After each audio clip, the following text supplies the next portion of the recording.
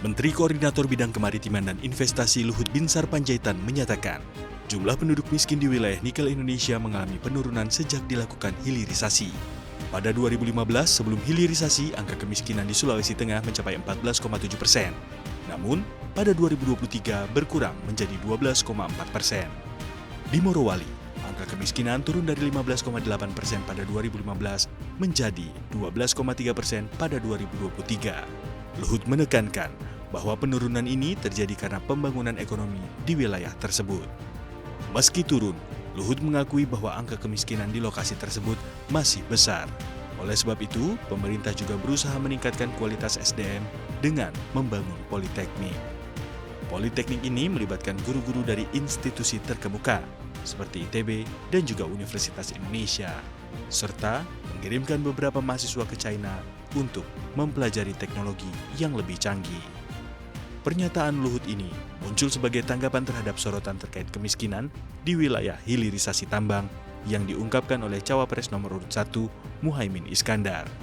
Caimin mencatat pertumbuhan ekonomi di Sulawesi Tengah sebesar 14%. Imin menyebutkan hilirisasi yang dilaksanakan tak berimplikasi pada kesejahteraan masyarakat sekitar.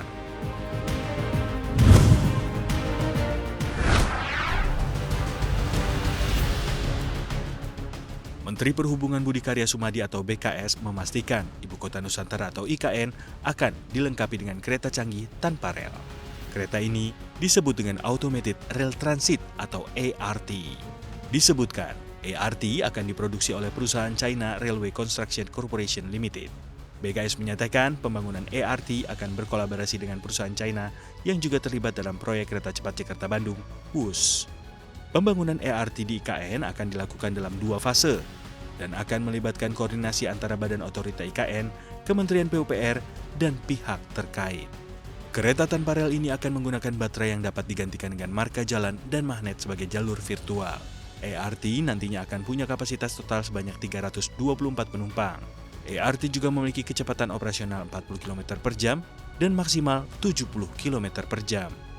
Lewat adanya ART, diharapkan mampu menjadi salah satu pilihan transportasi unggulan dan juga diupayakan sebagai solusi transportasi masa depan di kota-kota besar di Indonesia.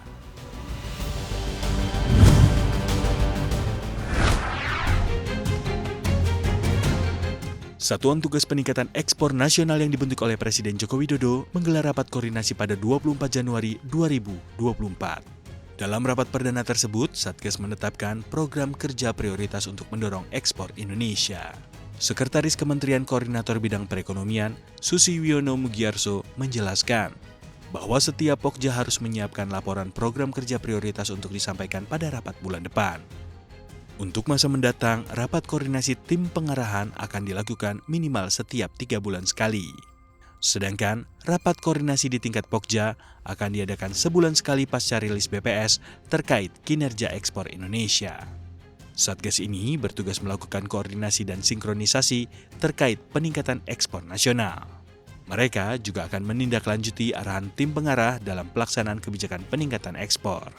Satgas juga menetapkan program kerja tahunan serta memberikan rekomendasi terkait kebijakan peningkatan ekspor nasional.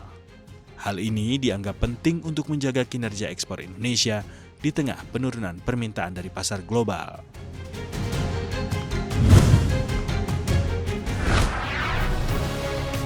Presiden RI Joko Widodo dan Presiden Tanzania Samalia Suluhu Hassan mengadakan pertemuan bilateral di Istana Kepresidenan Bogor. Dalam pertemuan tersebut, keduanya sepakat untuk memperkuat persahabatan kedua negara dengan penandatanganan beberapa perjanjian dan membahas sejumlah isu. Adapun kesepakatan yang terjalin yakni membentuk Perjanjian Dagang Preferensial atau PTA. Selain itu, terdapat komitmen investasi di sektor minyak dan gas, termasuk investasi Pertamina di blok gas M Nazibe, serta pelatihan pegawai Tanzania Petroleum Development Corporation. Kerjasama juga mencakup revitalisasi farmer agriculture. Indonesia juga berkomitmen memenuhi kebutuhan medis di Tanzania dengan percepatan pendaftaran produk farmasi Indonesia di negara tersebut. Adapun, 2 nota kesepahaman atau MOU juga ditandatangani dalam bidang pertanian dan pengembangan ekonomi biru kelautan dan perikanan. Indonesia juga berencana menyelenggarakan Indonesia Afrika Forum untuk memperkuat kerjasama selatan-selatan dengan Tanzania sebagai salah satu mitra utama.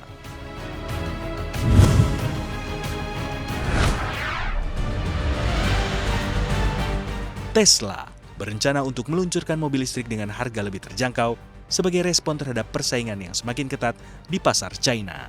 CEO Elon Musk menyatakan bahwa strategi pemotongan harga yang telah ditetapkan sebelumnya tidak sepenuhnya efektif dan dapat membahayakan bisnis jangka panjang. Oleh karena itu, Tesla berambisi untuk merilis generasi mobil berikutnya dengan harga sekitar $25.000 Amerika Serikat atau setara 395 juta rupiah. Ini akan menjadi mobil listrik termurah buatan Amerika. Meskipun hingga kini Musk belum secara resmi mengumumkan harga mobil baru tersebut, diperkirakan mobil listrik murah besutan Elon Musk akan tersedia pada tahun 2025. Harga mobil listrik yang masih tinggi telah menjadi kendala bagi adopsi luas oleh masyarakat, meskipun biaya operasional dan perawatan dianggap lebih efisien. Tesla berharap lewat penawaran mobil listrik yang lebih terjangkau, mereka dapat menarik lebih banyak konsumen dan meningkatkan adopsi teknologi ramah lingkungan di pasar global.